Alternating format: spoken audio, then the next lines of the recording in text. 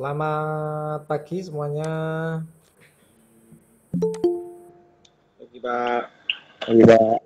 Pagi Riko, Selamat pagi Pak. Pagi, Olive, Pak. Gideon, Leti, Ria, Randy, Linda, Karel akhirnya on juga ya. Beberapa waktu yang lalu kuotanya masih kuota chat gitu katanya. Guru, Peril, Ardi, Mesa, ada lagi enggak yang belum tersebut? Danu. Koordinatornya belum gabung Danu ya.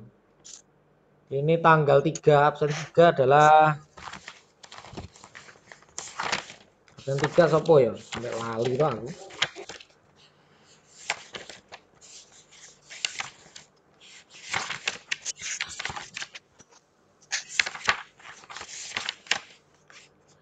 Absen 3 adalah ya pas ya Danu ya. Wis. Ya.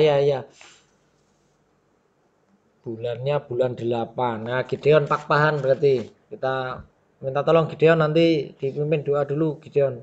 Halo Maya, selamat pagi. Pagi, Pak. Pagi ya. Pak. Gideon, bisa mendengar? Iya Pak. Ya, Iya silakan Pak. pimpin dalam doa. Mari teman-teman kita berdoa. Kembali kami Tuhan mengucap syukur buat pagi hari ini Tuhan, buat penyertaan yang luar biasa dalam setiap hidup kami Tuhan. Ya Tuhan, sebentar kami akan memulai aktivitas belajar kami Tuhan. Kau berkati Pak Daniel yang akan memberikan materi kepada kami Tuhan, supaya setiap kami dapat memahaminya Tuhan. Selanjutnya aktivitas kami serahkan Tuhan. Terima kasih Tuhan. Haleluya. Amin. Amin ya, terima kasih. Nah, sudah membaca ya materi yang saya post tadi malam.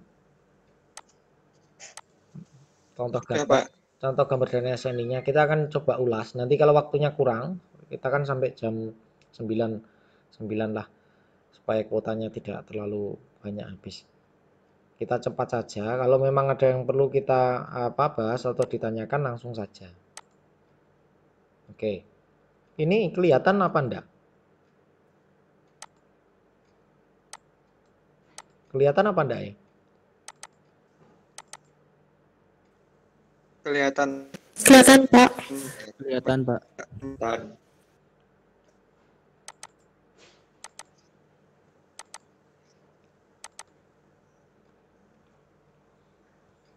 Baik, ini yang gambar yang tadi malam saya post di Classroom.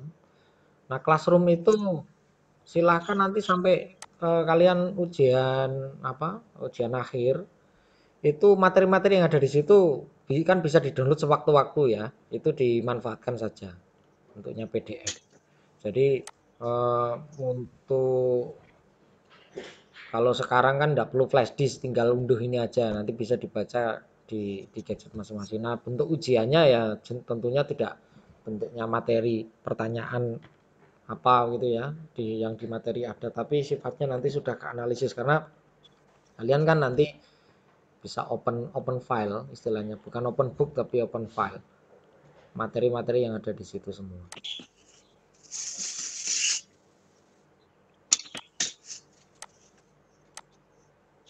Baik ya, ini dia gambarnya. Nah, ada yang mengamati perbedaan. Ini kan judulnya adalah denah instalasi saniter ya. Saniter itu bisa air bersih, ada air kotor. Gitu ya.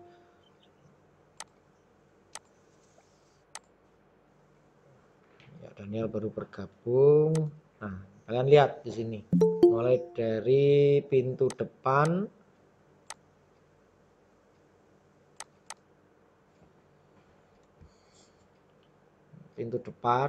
terus sampai semua ke titik-titik apa ini, termasuk jenis pipa-pipanya ini lengkap, ada keterangannya semua. Kalau yang miring arah putus-putus ini arah jalur pipanya. Mungkin Pak kok enggak dibuat rapi saja, ini lurus begitu ya, terus ke sini belok begitu supaya kelihatan rapi, bisa siku gitu loh Pak. Ada. Nah, kalau sistem air kotor itu berbeda dengan sistem air bersih ya. Air kotor ini kan lebih banyak dia tidak terlihat. Dia terletak di bagian dalam. Ketika mau apa, mau belok kemana itu dari lantai itu tidak kelihatan gitu ya. Lalu modelnya kenapa seperti ini? Satu, untuk penghematan. Jadi supaya tidak terlalu banyak sambungan karena ini air kotor. Air kotor itu perlu cukup hati-hati dalam merencanakan perpipaannya ya. Karena kalau terlalu banyak belokan, apalagi mulai dari kloset itu ya untuk pembuangan air besar ke septic tank, itu kalau terlalu banyak belokan atau tikungan, sambungan L misalkan atau 45 derajat, itu kemungkinan mampet atau apa macet ya, salurannya itu besar.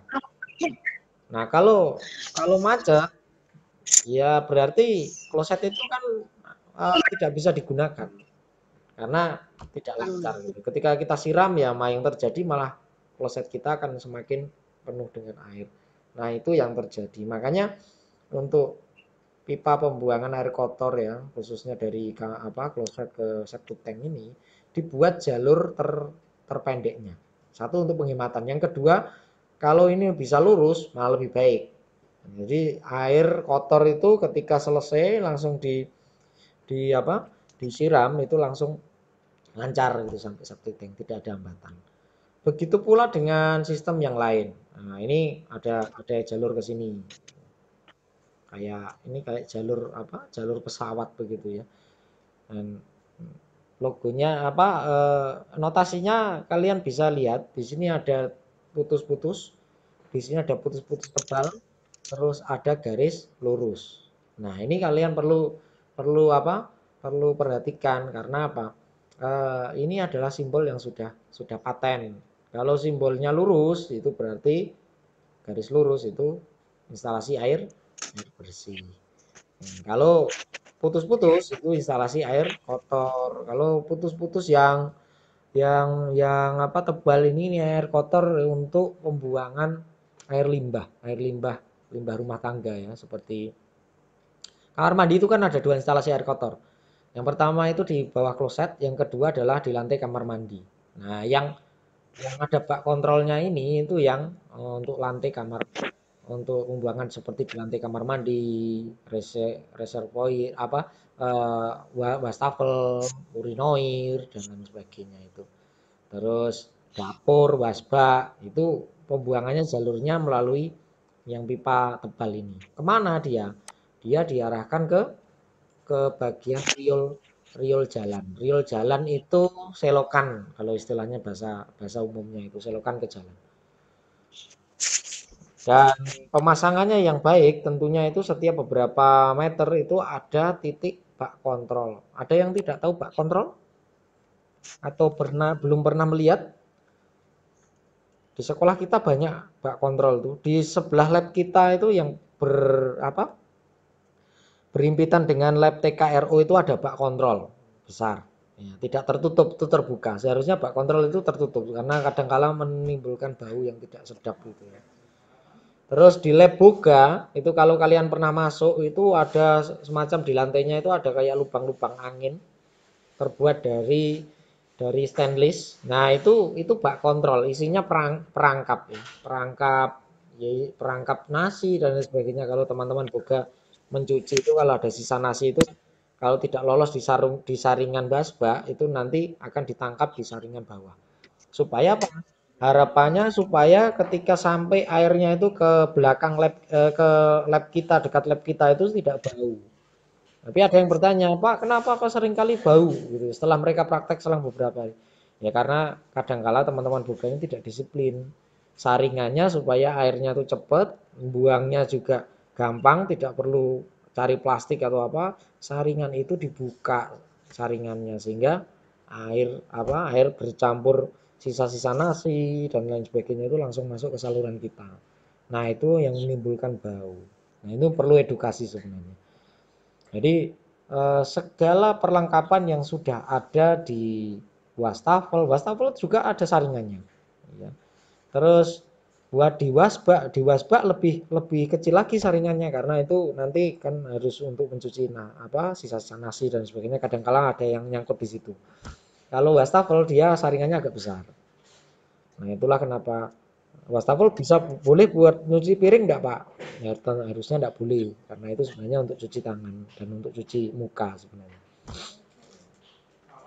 Terus instalasi air bersih itu awalnya dari sumber PDAM. Ini sistem sambungan langsung dari sini.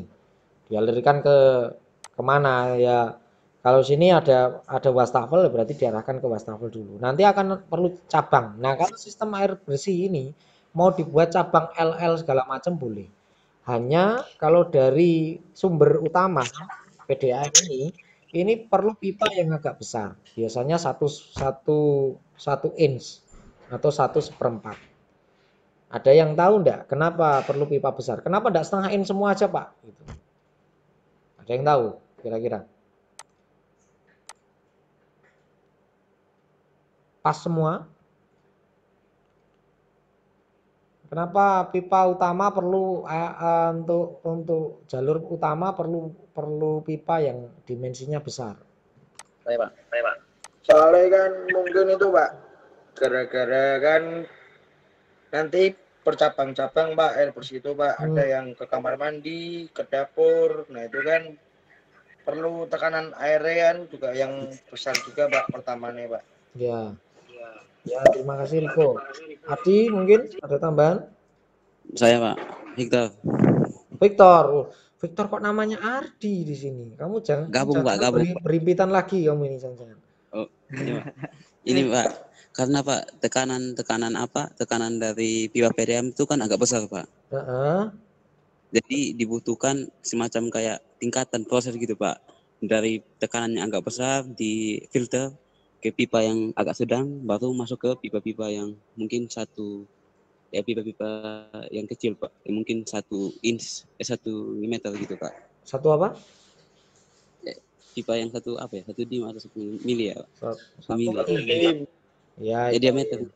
Ya, terima kasih jawabannya Victor.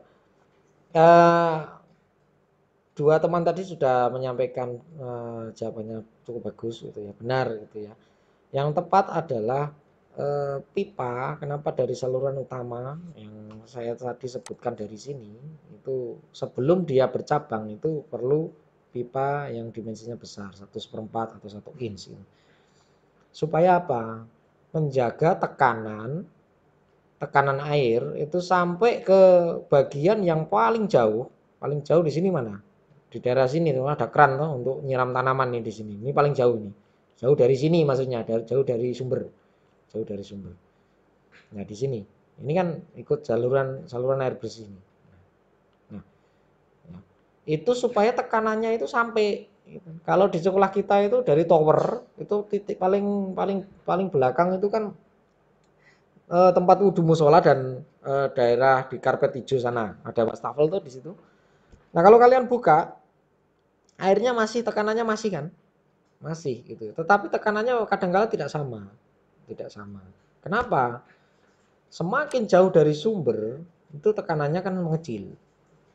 Nah, itu hukum ya. Nanti di fisika waktu pelajarnya Pak Kurin atau Pak Kuri ya, nanti bisa ditanyakan. Kenapa? Hukum apa itu gitu ya. Kenapa seringkali perlu kita diskusikan kenapa bisa terjadi, kenapa itu kan sifat fisika ya, sifat fisis ya. Nah, lalu kalau dia sudah jauh dari sumber terus diperparah semua keran air dibuka, maka yang terjadi adalah yang paling jauh ini itu yang paling terkena dampaknya. Bisa juga kalau tekanan airnya kebetulan dari PDAM itu kecil gitu. Kadang-kala kan ada yang kecil, ada yang besar. Karena PDAM ini kan yang pakai tidak hanya satu rumah. Kalau rumah satu perumahan itu misal kebetulan pakai semua ya tekanannya otomatis akan menurun gitu. Kecuali kalau kita pasang sistem instalasi air bersih yang sistem air tangki yang dulu pernah kita bahas itu. Jadi ketika tekanannya besar, katup ke arah tangki kita buka, maka tangki yang ada di atas itu roof tank itu ketika penuh, maka tekanan yang ada di rumah kita setiap keran itu pasti akan terbuka semua. Tekanan airnya kurang lebih hampir sama. Tapi kalau pakai sistem sambungan langsung yang dari PDAM atau sumur artetis tanpa adanya roof tank atau sistem tangki atap, maka yang terjadi adalah apa? Ya, ketika tekanan ini tinggi ya tidak masalah ya, pasti akan menjangkau. Karena dibantu oleh pipa air bersih yang utama ini kan sudah besar. Nah, ketika dia besar, dia membawa tekanan yang besar. Dan ketika dia mulai dicabangkan, mulai dari sini misalkan ya, sudah mulai dicabangkan pakai reducer, istilahnya reducer kemarin ya. Jadi dari sambungan pipa besar ke kecil itu namanya reducer. Dari 1 in ke setengah in gitu misalkan. Ya ke arah sini ke setengah in. Nah, mulai dari instalasi pipa sumber yang mulai ke menyuplai air ke wastafel, ke kamar mandi, ke kloset, terus ke mana? Ke keran, itu harus sudah pakai pipa yang setengah in. Kenapa? Karena ukuran keran-keran kita itu yang ada di pasaran itu pakainya setengah in.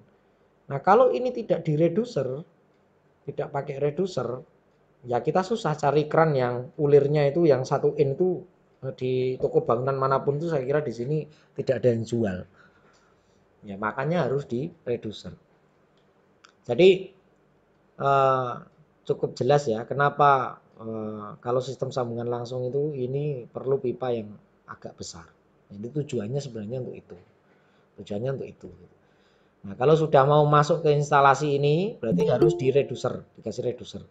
Supaya apa? Supaya ulir-ulir pipa itu, pipa keran, terus pipa fleksibel, terus pipa cabang T yang digunakan untuk di kloset duduk untuk jet spray dan untuk mengisi tangki kloset duduk itu tangki flush itu semuanya menggunakan setengah in. Jadi setelah mungkin sampai sini harus direducer. Nah, fungsi reducer itu konverter lah istilahnya dari pipa yang besar ke yang kecil supaya sudah pernah lihat bentuknya enggak ya yang reducer ini? Kalau yang kemarin ikut proyek mungkin pernah lihat gitu ya. Reducer fitting pipa 1 inch ke setengah in gitu misalkan. Nah ini dia. Nah kelihatan orang ini. Ini saya open image saja ya. Ini kelihatankah? Kelihatan, Pak. Nah, yang ini yang tadi saya masuk dari pipa yang dimensi besar, dari pipa utama ke pipa yang kecil. Ini namanya reducer istilahnya. Kalau di bahasa gadget ya converter, tapi sebenarnya bukan converter. Kalau di pipa itu lebih tepat reducer. Nah, ini kan untuk saluran air bersih. Jadi di pipa ini nanti dilem pakai lem pipa. Harus wajib lem. Karena kalau tidak dilem, kalau kena tekanan besar maka yang terjadi pipa itu akan lepas. Kena tekanan akan lepas. Ini harus dilem. Terus ini keluarannya ke pipa air kecil. Yang pipa kecil yang setengah in. Nah, itulah kira-kira redusernya. Itu untuk instalasi air bersih. Nah, air bersih ini instalasinya karena dia belok-belok tidak masalah, maka instalasinya biasanya lebih rapi. Nah, jalurnya ini kan sudah L itu toh. Nah, kalian lihat. Nah, coba ini saya perbesar. Nah, ini kan ini ada L loh di sini. Karena di sini ada lagi ini ruang cuci ini kan perlu dikasih keran.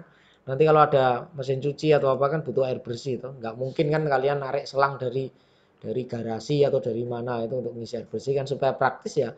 Gini dikasih keran.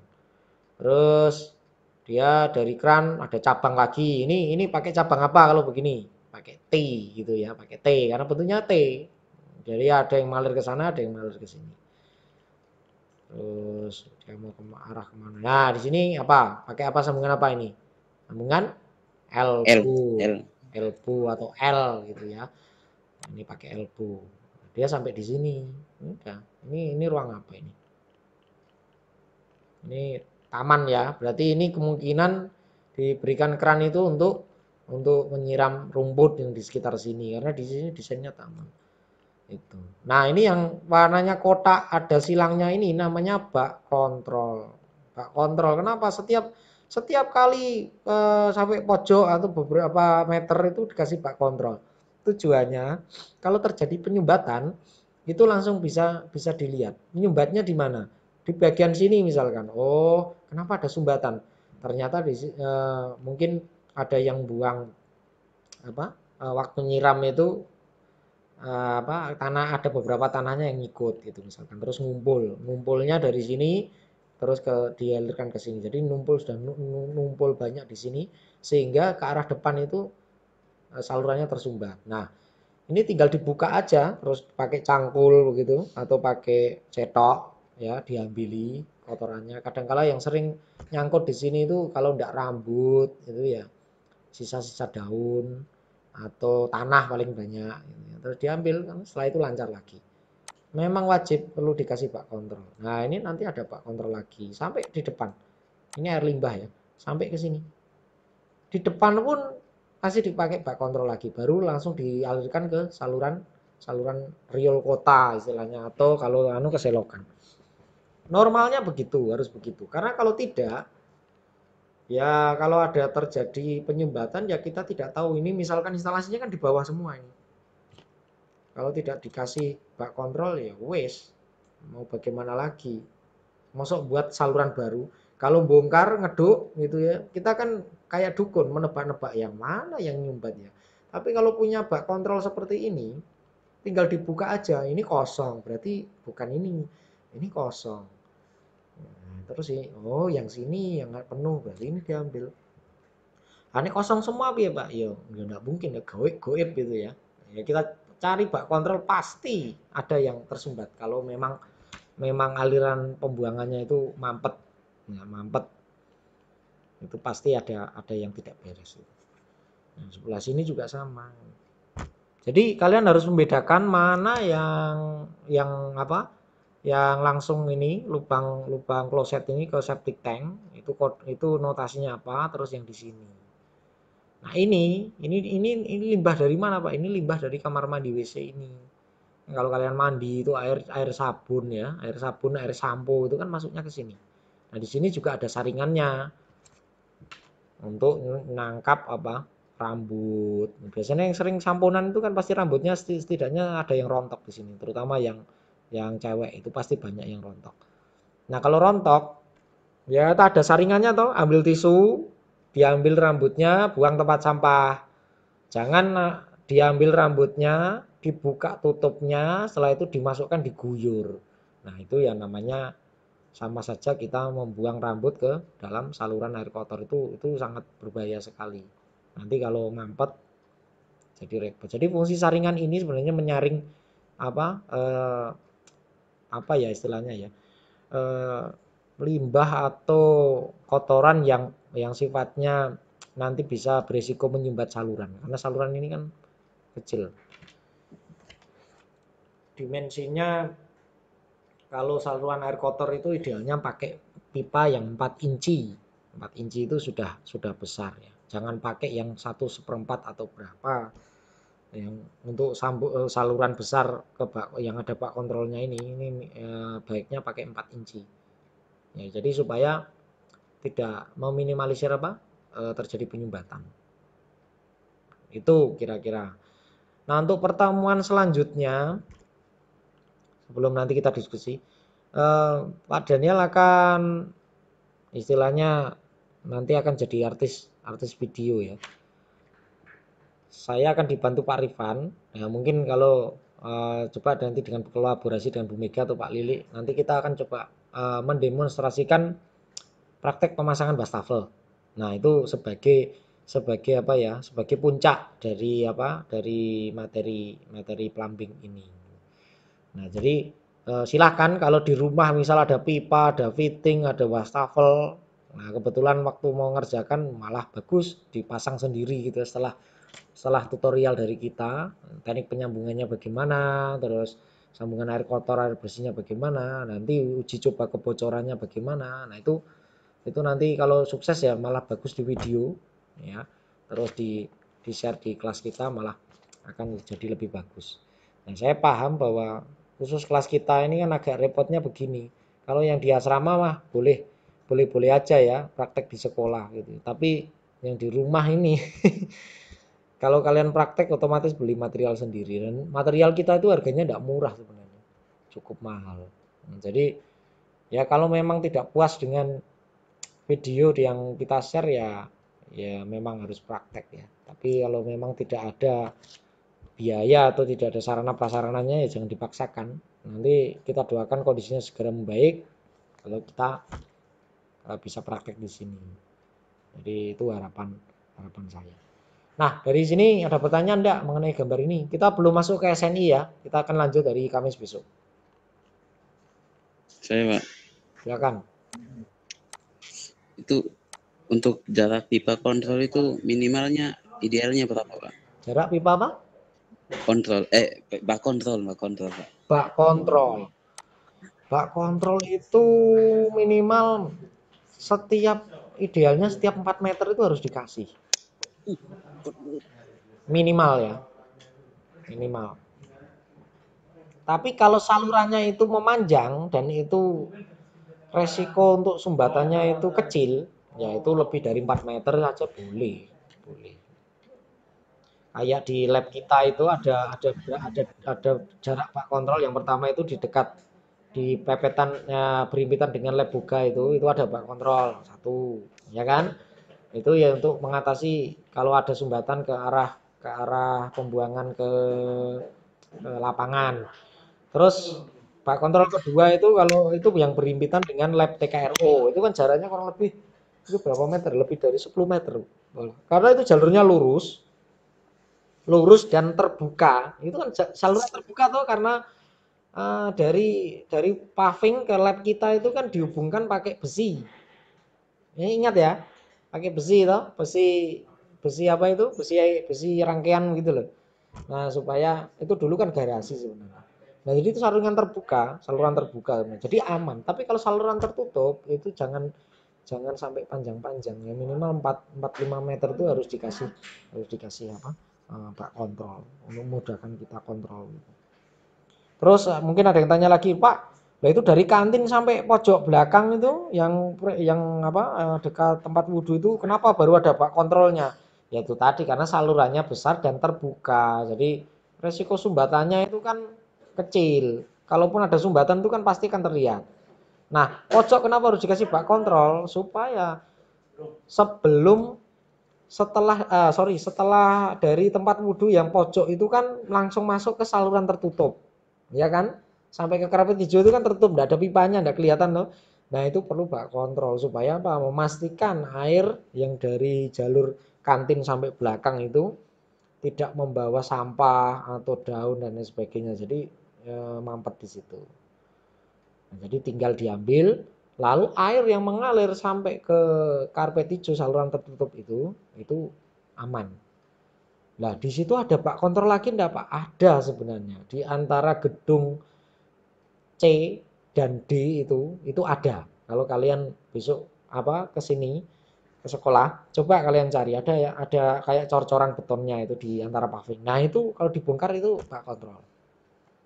Nah, terus di antara D dan E ada lagi. Lalu setelah itu kan masuk ke saluran terbuka. Saluran terbuka yang seperti kayak bis beton besar itu. Masuk ke bawah ruang belakang gedung F toh. Terus baru masuk ke karpet hijau. Nah, itu instalasi di sekolah kita. Jadi itu Victor penjelasannya. Oh, terima kasih, Pak. Ya, ada lagi? Belum kita tutup? Itu, Pak, yang instalasi kapal itu sudah atau belum, Pak? Instalasi apa? Kapal, Pak, yang kemarin saya tanyakan minggu lalu, Pak. Instalasi kapal. Oh iya, kemarin tadi tidak mbok ingat ke. Lupa, saya belum tak anu. Nanti habis ini ya saya carikan. Nanti saya share aja di grup WA aja deh. Ya, Pak. Oke, kita masih belum membicarakan SNI ini ya. Ini sebenarnya tata cara apa? Tata perpelambingan yang harus ada di Indonesia sebenarnya. Nanti pertemuan selanjutnya kita bahas ini. Sebelumnya kalian baca-baca dulu, siapkan pertanyaannya dulu kalau ada biar cepat. Oke, kalau tidak ada pertanyaan, saya akhiri. Semoga apa yang kita pelajari hari ini bermanfaat. Tentunya akan kita tutup dengan praktek. Saya mungkin akan mendemonstrasikan ya. Kalau pemasangan wastafel itu kan paling gampang ya, itu karena itu ada instalasi air bersih air kotornya, jadi lengkap. Jadi saya harap nanti videonya jelas. Saya tak pinjam kamera yang bagus nanti supaya kelihatan jelas begitu ya. Baik, terima kasih untuk mengakhiri kegiatan kita pada hari ini. Tolong Maya deh dipimpin dalam doa nih supaya kita setelah ini bisa mengerjakan bagian yang lain dengan baik, juga bisa mengikuti kegiatan yang lain juga dengan baik. Silakan Maya. Ya, mari kita bersatu dalam doa. Terima kasih Bapak, kami ucap syukur Tuhan untuk pembelajaran hari ini Bapak. Biar materi yang disampaikan Pak Daniel ini Tuhan dapat tertanam baik dalam pikiran kami Bapak. Kami bersyukur Tuhan, Engkau memberkati Pak Daniel Tuhan dalam hari-harinya Tuhan. Engkau lindungi, berikan kekuatan, kesehatan selalu Bapak. Terima kasih Yesus, haleluya, amin. Amin. Baik, mau foto sebentar ya nih? Yo, Yo, dibuka semua yo. Buka topengnya semua. Saya terpaksa.